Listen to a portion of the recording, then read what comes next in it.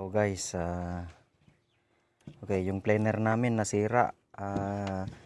Yung panlagyan ng bearing dito sa armature, medyo maluwag na siya.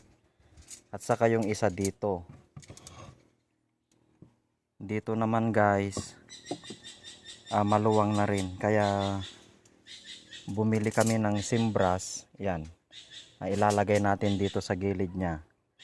Para yung bearing hindi siya gagalaw. Kasi malakas yung vibrate niya. Sana effective. Yan, tinanggal namin lahat. Saka ise-service natin yung bearings natin.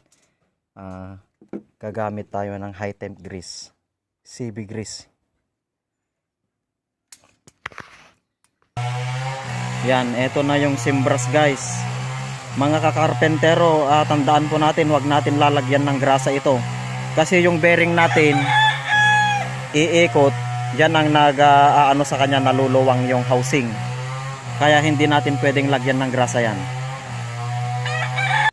Okay guys, kanina po nasalpak na natin, nalagyan na natin lahat ng simbras yung bearing niya. 1 million pinakita. Nalagyan na natin lahat yung house bearing ng simbras.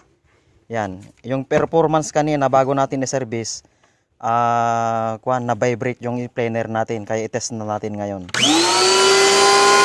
Yan. Okay na siya guys.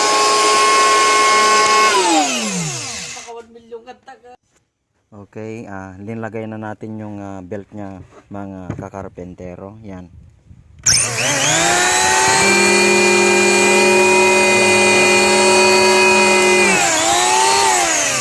Yan.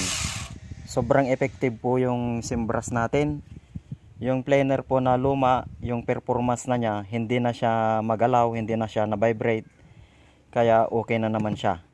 Yun lang po ang gagawin natin guys. Pag yung planer natin hindi po maganda yung performance, kung nakukuha ninyo na maluwang yung mga bearings, gagamit lang tayo ng simbras. Ilalagay natin siya sa mga housing. Yan guys. Thank you for watching mga kaps.